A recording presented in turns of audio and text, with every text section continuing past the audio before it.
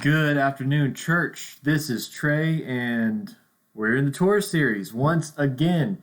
We just finished Leviticus last week.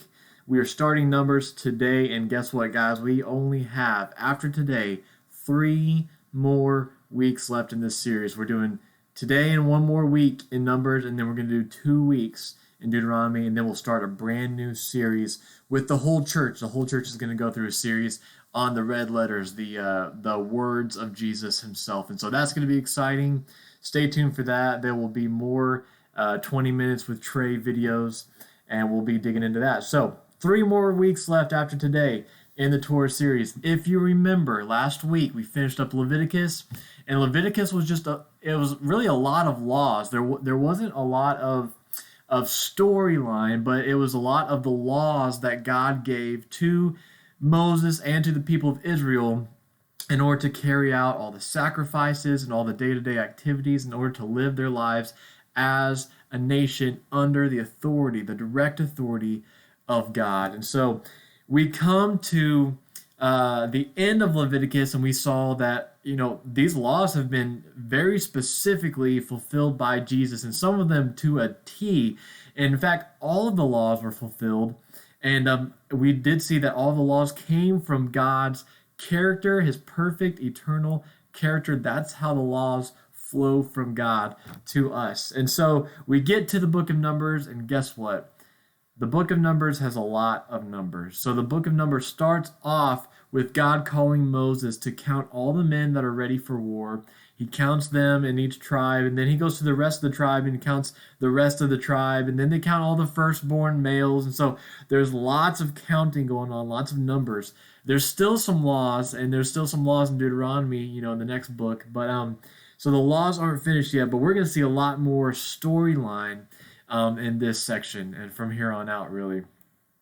And so we get to I'm gonna have to skip a lot, so you guys need to go back and read a lot of this stuff because I gotta skip some of these things just to get through the whole book. But we're gonna go to chapter 11 in Numbers, and we're gonna see a very specific case of something that happens with the Israelites as they're about to move. Okay, so in chapter 11, let's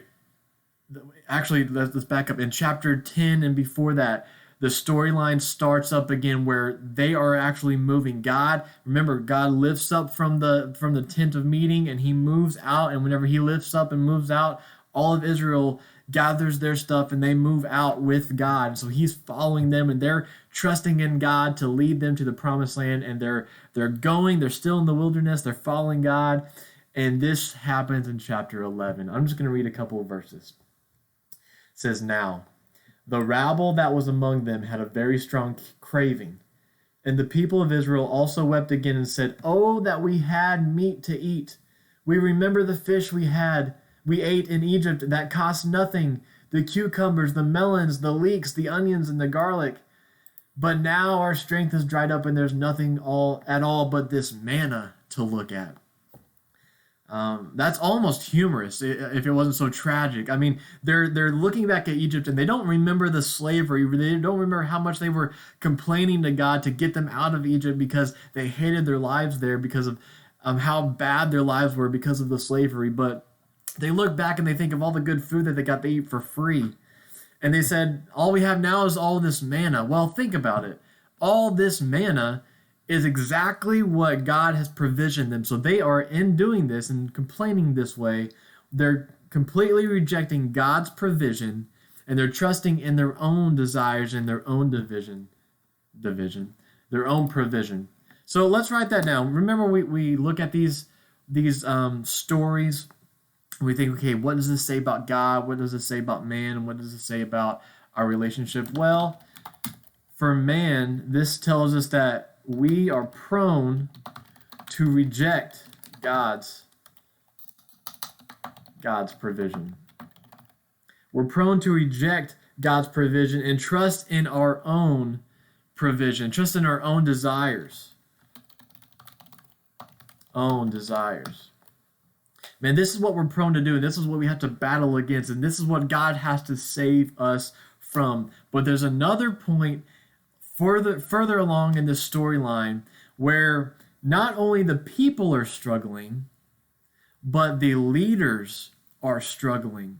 And the leaders are actually Aaron. You guys remember Aaron, the high priest, and Miriam is Aaron's sister. So, and Miriam's a prophetess. So these are kind of leaders in the camp. And Aaron has had some trouble before, remember, with making the golden calf, but he's struggling again. And Miriam and Aaron come up against Moses. They complain to Moses, and they claim that they're as holy as Moses, and they're the mouthpiece of God, just like Moses is, and what they say should be taken with the same exact authority of Moses. And then, guys, God actually intervenes at this point, and he's like, look, Moses is my man. I chose Moses. He's my special servant. I chose him to be able to come freely into my presence. I chose him to speak directly to him, and no one else gets that privilege. Only Moses. He's my guy. And so they're rejecting God's authority and God's placement of Moses as this kind of ultimate intermediary. I'm going to write that down. Moses is a kind of ultimate intermediary. Now, this is important because Moses has this free access to God, and he hears directly from God. God says, look, with other prophets and other prophetesses, I speak to them in riddles and I come to them in dreams and in visions, but no, with Moses, like, he gets to literally see my direct presence. He gets to be in my presence, and I've passed before him, and he gets to hear my direct words. I don't speak to him in riddles. So he is my intermediary. He is my chosen special servant. And now, how do we apply this? How do we think about this now? Well, it's easy to see that the laws, like the 613 laws, that they need to be fulfilled. Like, we can't be righteous by following all these laws. We can't do that. But you know what also has to be fulfilled? Moses himself. Moses, this person who Moses is and who God has set him up to be, his life actually points to the need for a greater Moses. So we need somebody to be able to go directly in God's presence and to see him and be with him and to hear directly from him and to understand perfectly who God is and what he desires and what his word is, what his commands are. So now, obviously, we get to the point where Jesus has fulfilled this. Not only has he fulfilled the law, but Jesus has fulfilled Moses' place. Jesus is the greater Moses, as the New Testament teaches us over and over and over. Once again, go back to Hebrews if you want to hear this specifically. But Jesus is the greater Moses. He is the perfect intermediary between God and us. He has been in God's presence perfectly. He knows God's will perfectly. He understands and intermediates God's commands perfectly, okay? He is the greater Moses. So, there's that. Let's go to the next section. So they're struggling, right? They're going through the wilderness. They're trying to get to the promised land. And then finally, God brings them up to the edge of the promised land. Now, what is the promised land? Let's talk about that for a little bit. We've already gone over this, but I want to kind of refresh our memories. The promised land is the land of Canaan. Now, remember, Canaan came from the bloodline of Ham, who is one of Noah's sons. And there's a story in the story of Noah where Ham actually gets cursed by God, and Ham has kids, and they have more kids and more kids and more kids, and all of a sudden, over time, Ham's bloodline becomes a group of people called the Canaanites, and they are just full of sin. And actually, God sends the Israelites into Egypt to wait for the Canaanites to fill up their sin. And they're in Egypt for over 400 years, 430 years they're in Egypt, just waiting. God's waiting for the Canaanites to either repent or fill up their sin. He's so merciful and gracious towards the Canaanites in waiting that long. But they don't repent. They just fill up their sin, and now it's time, and God is going to destroy the Canaanites by sending Israel into the promised land and giving Israel this promised land. So this is what the land is, and this is how we are to understand the Canaanites, okay?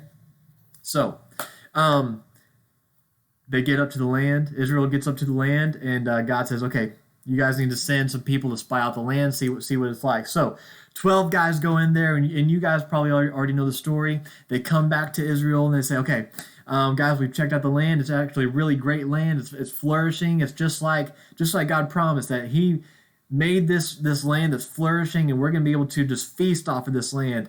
However, the people are way too big and too strong, so let's go back to Egypt."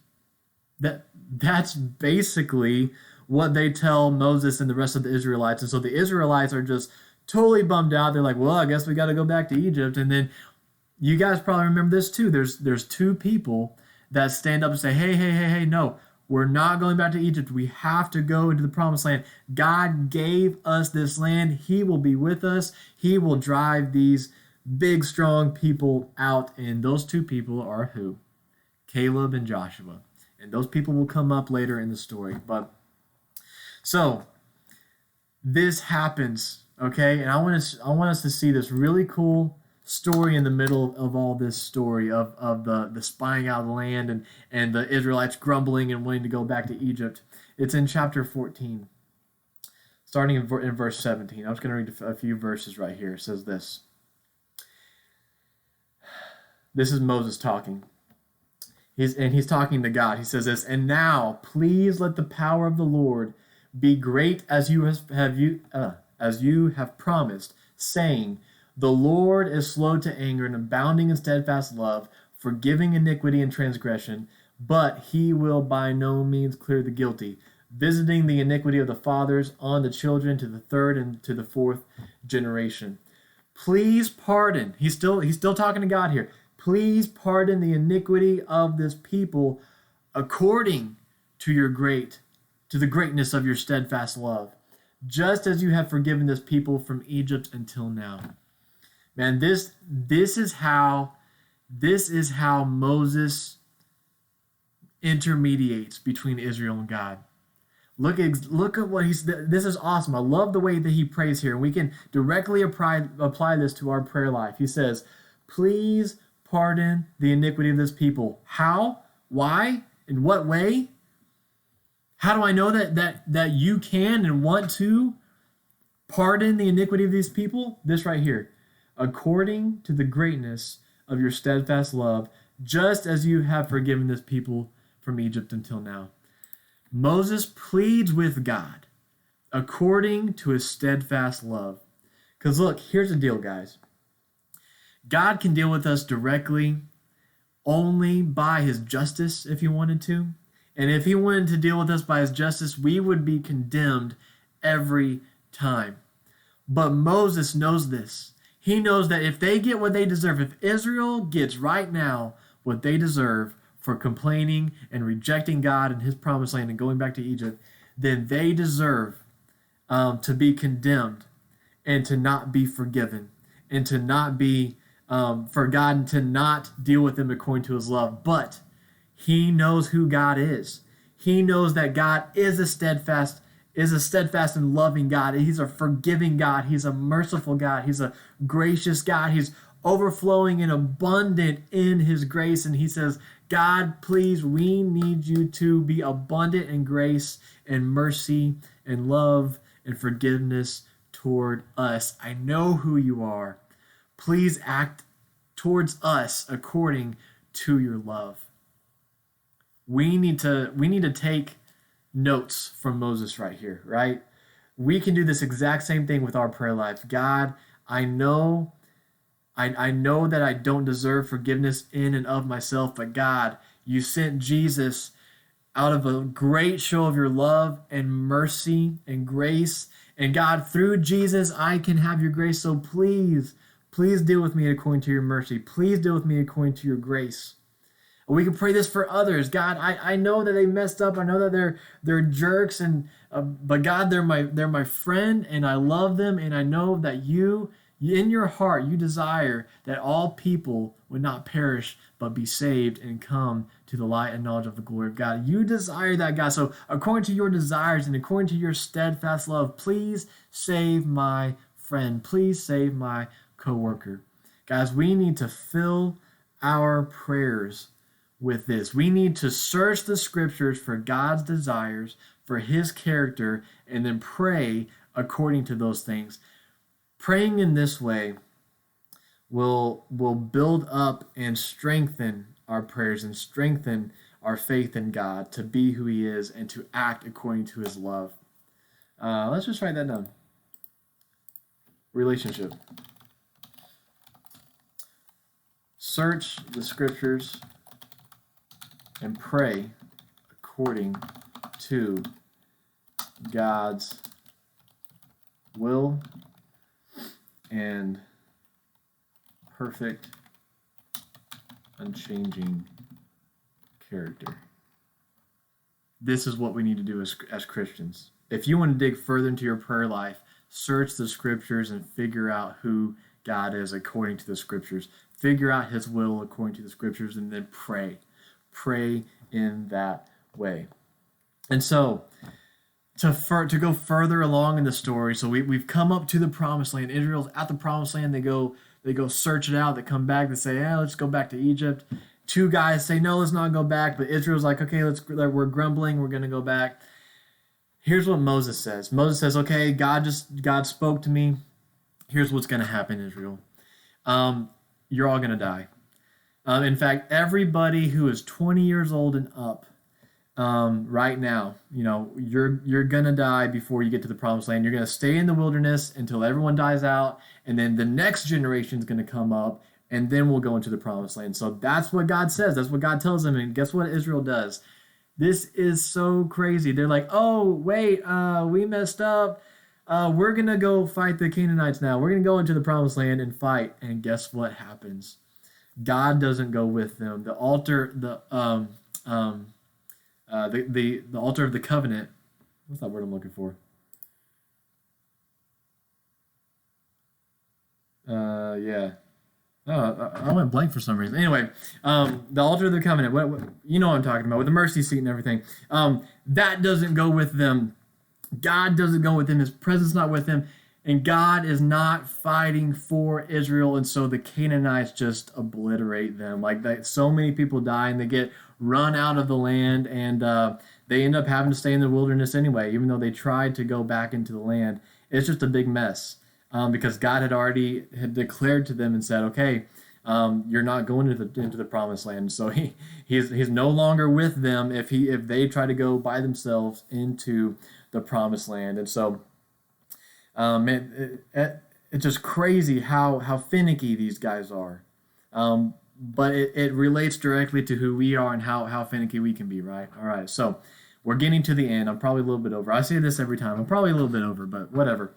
I want to point out one thing. This is in verse 20 here. Verse 20 and 21. God says this. Then the Lord said, I have pardoned according to your word, according to the word of Moses. Remember, because Moses is pleading that he would forgive them and pardon them. He says this, I have pardoned according to your word, but truly, as I live and as all the earth shall be filled with the glory of the Lord, none of the men who have seen my glory and my signs that I did in Egypt and in the wilderness, and yet have put me to the test these 10 times, and have not obeyed my voice, shall see the land that I swore to give to their fathers, and none of those who despise me shall see it. So that's just to reiterate what I just said. This is where I got it from. They will not see the land. And he goes on to say, if you're 20 years and older, you're going to die off before anyone goes into the promised land. But here's where we're going to end here. Verse 21. Look how God promises them. Now, God whenever he promises them, he has nothing to swear by that is above him. A lot of people in the New Testament, Old Testament, whenever they swear or promise something, they swear by something that is greater than themselves. They say, "Oh, I swear by the temple," or "I swear by the gold in the temple," by something that's greater than themselves. That this is going to happen. That I'm going to make this happen. I promise this.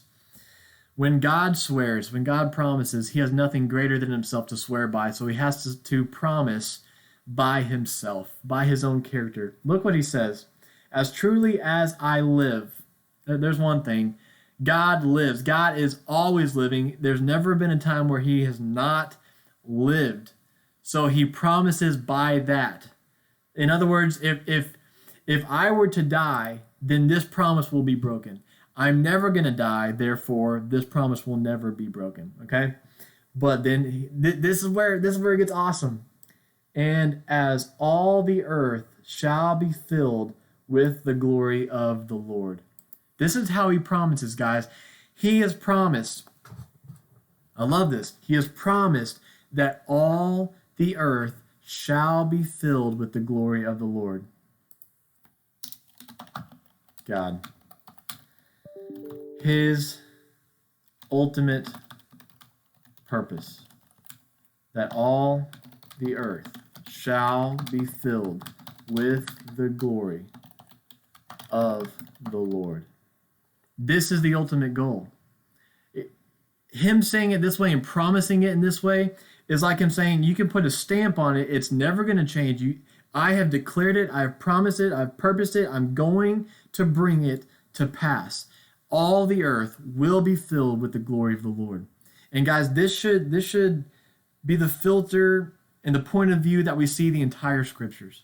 Everything should point to this. Why does God do anything? Why does God choose anything? Why does God save at all? Why does God destroy anything and destroy anyone at all? Why does God inflict his justice and his wrath at all? Why does God do any of the stories that happens in the scripture? Why does God bring anything about at all the way that we see it? It's all for this purpose. What's God's end goal?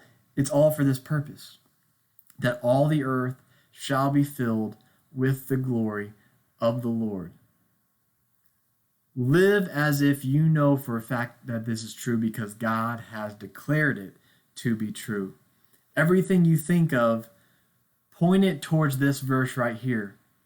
That all the earth shall be filled with the glory of the Lord. Every time you vote for this right here. Every time you make a decision, decide for this right here. Every time you speak with your friends, every time you go to church, every time you worship, every time you sing, every time you turn on the radio, every time you drive your car, do it for this purpose right here. Do it with this in mind, that all the earth will be filled with God's glory. Anytime you don't understand anything in the scriptures, understand this, that all the earth will be filled with God's glory. And that's what everything's pointing to. All right, we will see you guys next week, and we will finish off the book of Numbers. See you guys.